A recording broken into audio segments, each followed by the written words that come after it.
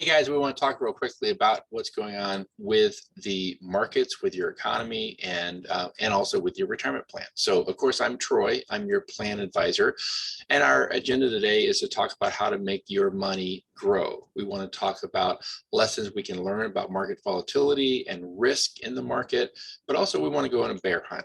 How do we benefit our retirement plan during a bear market, and how to set yourself up for success during this particular economy? All right, so it's a real simple formula, R equals MT squared. It's a simple formula, but it's not easy to follow sometimes. It's going to take some patience and a healthy dose of self-control not to overcorrect and land her in the ditch. So retirement equals your investing plus the match plus time. It just takes time. But when your employer is offering a match, it's like a guaranteed rate of return. You're going to definitely benefit from that particular amount when you put money into the plan or into the market, but you do have to put money into the market. I know some people say, is it even a good time to be in the market right now? I'm constantly asked that question. Should we be investing right now? Isn't the market dead? Isn't it something we should be avoiding? But like Mark Twain said, the reports of my death have been greatly exaggerated. The markets are very good to be in right now. This is actually a great time to be investing in the market, but there is a lot of volatility, right? So over the last year to date, the market went from 36,000 to 34,000 just over the first quarter of this year. We don't have the numbers yet for second quarter, but it has continued downward, right? So what is volatility, and is it a good thing? And do we like volatility? Well, I would say if losing 10% year to date is too much volatility for you, then you'd have to also say gaining 25% last year was too much volatility. You can't have one without the other. So let's look at what happened in first quarter of this year. And some people just put all their money into the S&P 500 index fund. So is that what you should have done? Well, the S&P was actually down 4.5%. The Dow Jones was down 4.1%. Large cap was not a great place to be during the first quarter of this year. What if you put your money into mid caps or small caps? Well, mid caps were actually down 4.9 and small caps were down 7.5. Well, what if you'd taken your money out of the US stock market completely and just put it into international funds, or gone the complete opposite and not even put money into stocks or equity and put everything into the bond market? That's generally considered to be safer. Some people don't think about the bond market going down, but over the last year, international markets went down almost 7%. Bonds were down almost 6%. So everything was down in first quarter. What about crypto? Cryptocurrency was down 2.7% in first quarter. And of all of these indexes or indices, the one that actually has shown the biggest sell-off is the cryptocurrency. It's continued to just be a train wreck so far this year. So the lesson from first quarter is there was nowhere to hide, and the trend has continued into the current bear market that we're in. Is volatility good or bad? Do you like volatility? I can probably guess most of you don't like volatility, but what I will tell you is after spending some time together watching this video, maybe you'll at least appreciate what volatility might be doing to help you get to your retirement goals. So again, this is what the markets look like over the last year. It was quite a bit lower at the end of first quarter of 21. What about over the last 2 years? Well, it was even lower 2 years ago at the end of first quarter, because of course March of 2020 was when we were right in the midst of the worldwide pandemic, and everything was a train wreck. And it's much better now 2 years later. The market's much higher now than it was back during March of 2020. But you say, well, that's not fair because that's the pandemic and those numbers are skewed. And that's true. It's not fair. Nobody retires based on what the market does in just 2 years. But no one retires based on what the market does even in 20 years. People actually retire based on what the market does in, say, 30 years, between 1982 and 2022, or in a 40-year time period between 1982 and 2022. The market has gone up significantly in spite of the sell-off during the pandemic. And from February to March of 2020. I will say that during the last 40 years, we've seen this upward trend, which is true of any 40, 30, 20, 12-year period of the market. If you have enough time, you're always going to see that upward trend. All of these lines here are below this upward trend, except for in this last quarter where we bumped up above it and then we dropped back down a little bit. But you need to keep that long-term perspective to understand that over the last 40 years, we've seen a significant increase. Now you might say, well, that's not really fair either because it's a long period of time, but that's really the proposition you have with your retirement plan. You start working when you're 25, you work till you're about 65, and you save. It's a marathon. You save diligently over a 40-year time period, and this can be your story as well. Now, what I will say is that the historical high in terms of volume in the market, that the biggest trading day in the market in the last 40 years, but also in the entire history of the market, the biggest trading day was actually on the worst possible day. You actually see a volume on March 23rd, 2020. It's the biggest trading day ever, over 4 billion. And the line that you see at the bottom of the screen there is red, not green, because money was leaving the market that day. So this was the day when everybody was freaking out and cashing out, moving their money to cash, or just getting out of the market completely. So that was a very expensive mistake for a lot of people, and it delayed some of them in terms of being able to move into retirement sooner. And that's exactly what we're trying to help you avoid this particular time during this particular market cycle that we're in right now. So Warren Buffett said the biggest mistake people make sometimes is just not starting early. And then once they do start, trying to get rich quick. As he puts it, it's pretty easy to get well-to-do slowly, but it's not easy to get rich quick. So people start late, and then they're too aggressive, or they don't understand it's a long-term process, or they overcorrect and make mistakes during a really crazy market cycle. But it is super important, like he says here, super important to simply start early. So I'm going to show you an example of this. This is actually based upon a study that JP Morgan did. Okay, so the numbers are real. This is an actual study that they did based upon a 7% rate of return. And by the way, the historic return of the market is above 10%. So a 7% rate of return is not crazy, stupid, unachievable. Every single one of you should have a return in your plan that's above 7%. So it's a 7% rate of return. And I'm just going to show you three people. We've just picked random names, but 3 people that are working at your particular employer, and what their stories might look like based upon when they start. So let's just pretend that maybe there's someone there that's named Tony, and Tony starts investing $5,000 a year between the ages of 25 and 35. And then he stops putting money in when he's 35. I don't know why. Maybe he goes somewhere else that they don't have a retirement plan, and he doesn't keep putting money away for retirement. But what he doesn't do is take the money out. He leaves the money in there. It's $50,000 that it continues to grow and compound at a 7% annualized rate of return, to where 3 decades later, it's valued over $562,000. That's a pretty good return. He puts in 50,000, he has 562,000. So we're going to call that the Tony plan.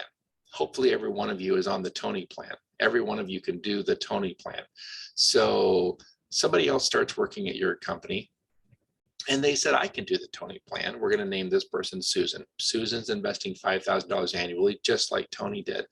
Now, Susan doesn't actually start working there till she's 35. So she starts 10 years later, but she keeps putting money in all the way until 65 years of age. So she puts away 3 times as much as him. She actually ends up investing $150,000. So because she puts away 3 times as much as Tony, you might assume she has 3 times as much at retirement, or at least as much as Tony has at retirement, right? At the same exact 7% rate of return, her value is $505,000 at age 65. Now, how is that possible? How is it possible for Tony to have more when he put in a lot less? Well, obviously because he started earlier, right? But you have to ask yourself, does 10 years really make that much of a difference? It does. Starting 10 years late makes that much of a difference in terms of whether you reach the finish line well. So that's what we're trying to help you avoid, is starting late and making the expensive mistake of not getting started early and having to put so much in trying to get caught up with where you would have been if you had simply started on time. There's another person that works at your place, and we're going to call them Albert. There's always a genius in the room, right? So this is Albert, like Albert Einstein. Albert Einstein puts $5,000 annually into the plan. He starts early, like Tony, at age 25, and he keeps investing all the way to age 65, just like Susan does. Well, that's a big chunk of change, right? I mean, it's going to be an investment of about $200,000. So I don't want to minimize that. But here's what he does with $200,000. It's more than either of them put in. He ends up at the exact same $5,000 a year, 7% rate of return at over $1 million at retirement. Now, here's the awesome part of a retirement plan. So don't miss this. If you were to buy a home valued at $1 million, do you think you'd end up paying more or less than $1 million? You'd pay more, right? Because of the mortgage. Like, you'd end up paying more for that particular asset. The retirement plan you have is the exact opposite. You end up owning an asset that could be valued at over $1 million, but you get to pay less. Like, if someone were to come to me and say, you get to buy this thing and you can take 40 years to pay for it, like installment payments, and you don't even have to, you can actually put in less than it's valued at, and you end up with $1 million asset with a $200,000 investment. So yeah, it takes time and it takes consistent contributions to the plan, but the key to success is to simply run that marathon and give it time, and the match obviously helps you get there as well. So, but what about volatility? Because you have a lot of volatility in the markets right now. Is the volatility helping you? Let's think about it this way. The all-time historic high in the market was earlier this year. Like, the market started strong, and the first couple of days it hit a high on January 4th, and it's pretty much been downhill since then. So market volatility, not everybody's favorite thing, right? Do you like volatility, or would you have preferred it to be kind of just a straight line? I mean, let's assume that it goes from point A to point B, and point B is higher. Everybody likes higher, and so your account's higher after a period of time. Would you like for it to have been a straight line, or for it to have been kind of all of this messy up and down volatility? Is it good or is it bad? How many payrolls do you have in a year? That's really the big question. How many times do you get paid? Maybe it's a silly question, but hang with me here, because I'm going to show you that the volatility actually helps you. If you only got paid once during the year, you better be really lucky and hope and pray that the money goes in at the right time, right? Should the money go in at the beginning of the year, or at the end of the year, or maybe during the year sometimes when the market's really high? When the market's really high, you're buying things more expensive. And that's actually not the option that you have. You don't just get paid once a year. You get paid all throughout the year. So every single time you get paid, something comes out of your retirement plan, or it comes out of your paycheck and goes right into your retirement plan, regardless of what the market's doing at that point. And sometimes when the market's down, I mean, that's a good thing, because you get to buy things that are on sale. In fact, sometimes when the market's really down, you get to actually invest in the market at a deep discount. So that's actually what's happening with your retirement plan. We call this dollar cost averaging. Look, I've got money in the market just like you do. So I don't want to diminish that what's happened over the last quarter is not fun. In fact, I'm not trying to erase or forget that the market's been down over the last quarter. I'm simply saying that the volatility over this last period of time is actually helpful for you to actually reach your goals. The volatility actually helps. So let's talk about volatility and risk. What do we learn from this? A lot of folks are saying, am I worried about the risks in the market? Am I worried about the market? What about maybe how the Ukraine is going to impact the market? Look, I'm not worried about how Ukraine impacts the market. I'm worried about Ukraine. I want to pray for the people of Ukraine, but I'm not worried about how Ukraine impacts the market. In fact, if anything, my biggest fear, I think the biggest risk, is that people are worried right now and they're too conservatively invested. Okay, because there is this thing called inflation, and that's the biggest risk we have right now, because the dollar is losing value. Okay, and because of the inflationary risk, if you're not invested aggressively enough, Your investments are not going to keep pace with the rate of inflation. We've got to get inflation under control. So that's why we're seeing raising interest rates. But why do some people experience this as good news and some people experience it as bad news? I mean, I think this is often misunderstood. The Feds are raising rates. It puts a smile on some people's face, and some people are really, really sad about this. Well, it really has to do with whether you owe anybody any money.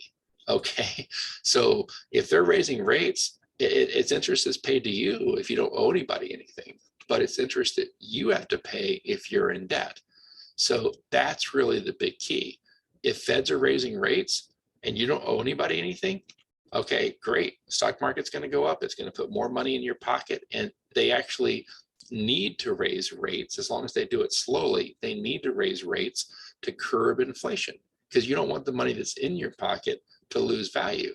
But if you owe a bunch of money, if you owe money on credit cards, if you owe money on car loans and they're raising rates, yeah, it's money leaving your pocket. So really my best advice to you is to eliminate debt to help with rising rates. Eliminate debt. That's what you need to do in response to what the Feds are doing with interest rates right now. What should you do with your retirement? How can you help it grow? Is it how much you save or where you save that's going to make the biggest difference? There actually was a study that was done, and they looked at whether it makes more of a difference, like which investment you pick, like where you put your money. And they came to the conclusion that, yeah, it matters which fund you pick, but which fund you pick only makes 2% of the impact.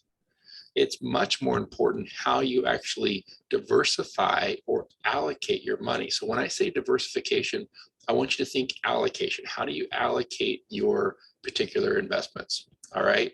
And your allocation should be stable right now. Your allocations should be stable in terms of don't change your allocations. Allocation changes are dangerous during a bear market as long as you're broadly diversified. And you are, if you're an age appropriate or target date fund, if you're appropriately diversified, don't do anything right now with reallocating your account. It is important how you're allocated. That's actually going to make about 20% of the impact. But the funds that are picked, the allocations that you select, those are all about 22% of the success factor. The thing that's going to make the biggest difference in whether or not you're successful in reaching the finish line is how much money you put into the retirement account. That's about 78% of the success factor. The best illustration I know is to say that if you don't put enough gas in the tank, you're not going to get that vehicle very far. If you've got a real fancy sports car sitting in the driveway, how fast or how far do you think that sucker is going to go if you don't put any gas in the tank?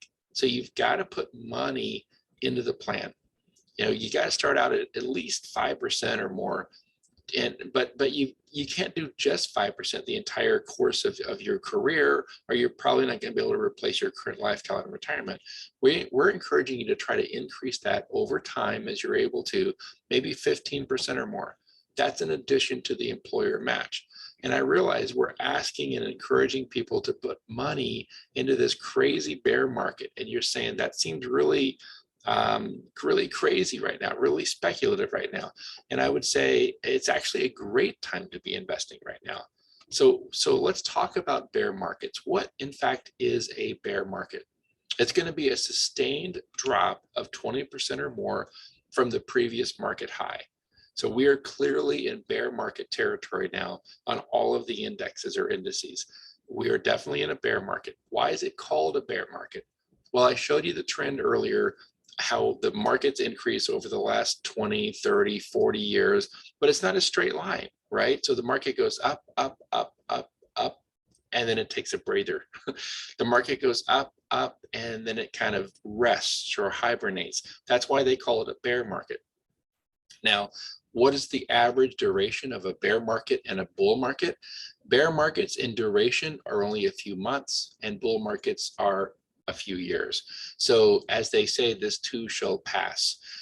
Since 1929, we've actually had 26 total bear markets. It's a fairly common occurrence. If you've not been through a bear market yet, it's maybe because you have younger investors at your place and they just haven't experienced this type of a process. But the longer you're invested in the market, the more likely it is that you'll have periodic bear markets.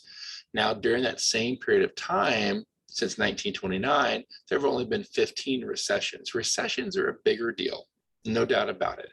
And everyone keeps saying, are we headed towards a recession? So what exactly is a recession? A recession is going to be 2 consecutive quarters of negative GDP, a fall in GDP during 2 consecutive quarters.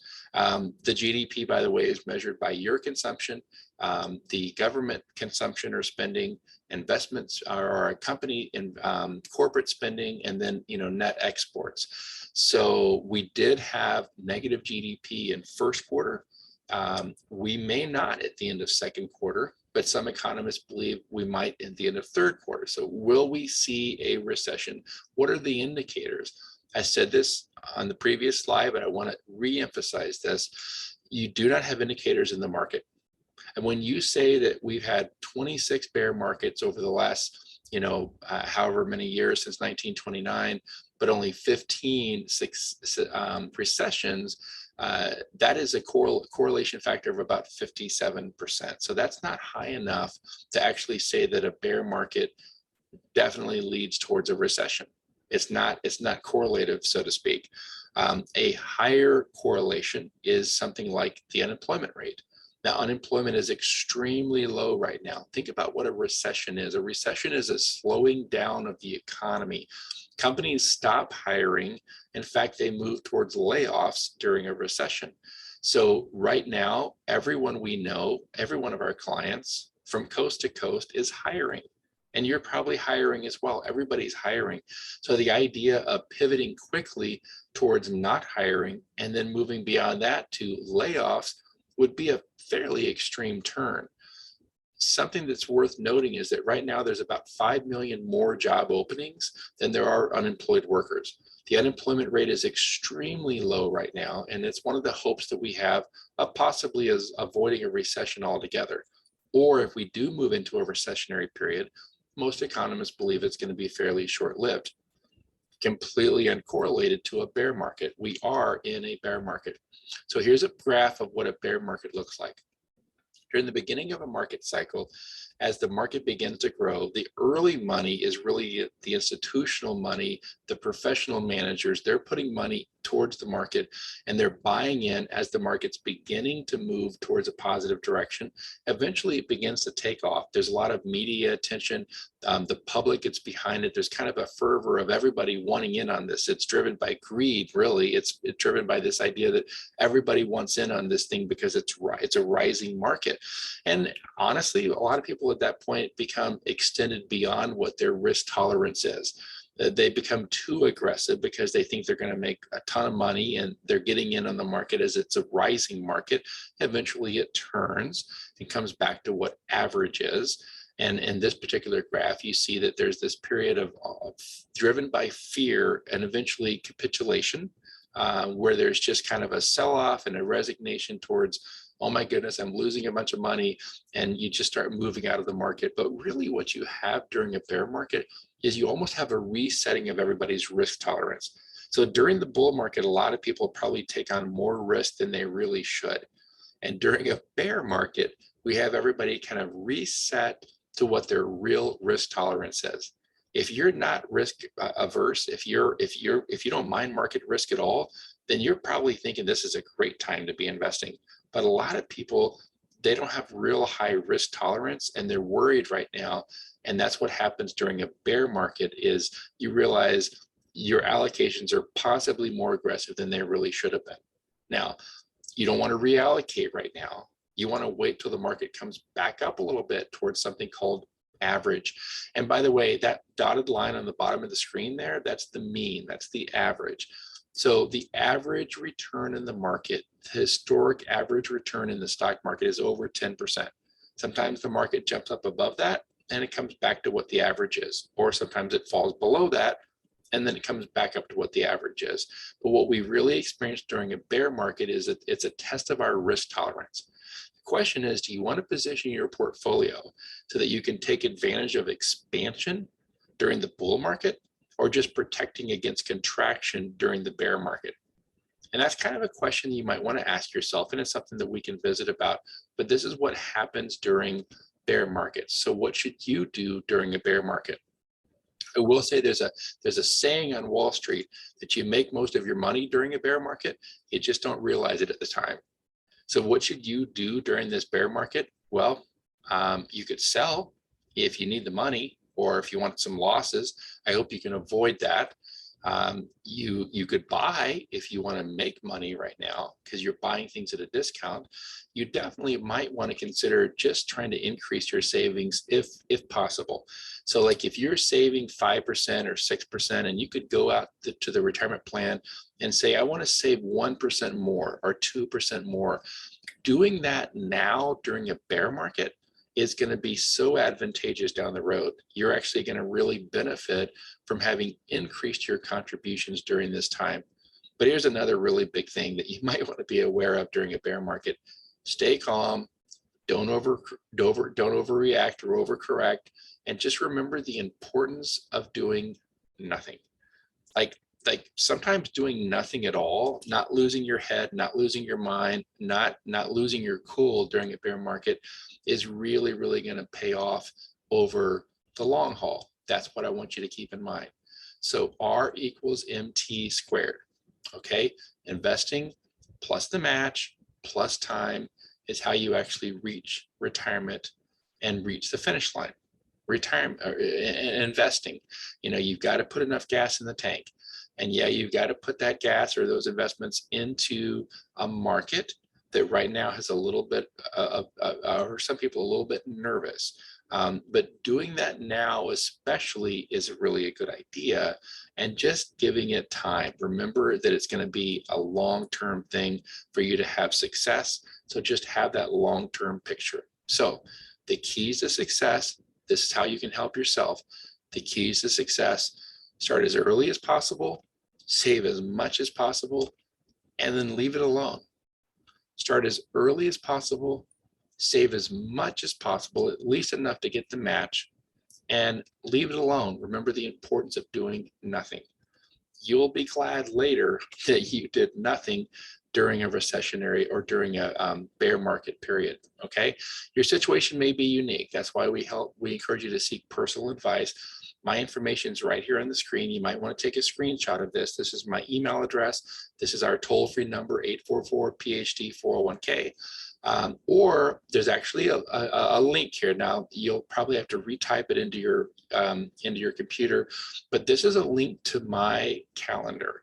So you can actually go out there and schedule some time for us to visit about your particular account, your allocation, how much you're saving, and we can talk about that and make sure that you're on track, okay? If you have any other questions, reach out to me. If you have any other questions, we do have some resources available, but hopefully this helps you to be successful and stay on track, and not to do something now during the bear market that you later end up regretting, okay? Hang in there. Let me know if I can help.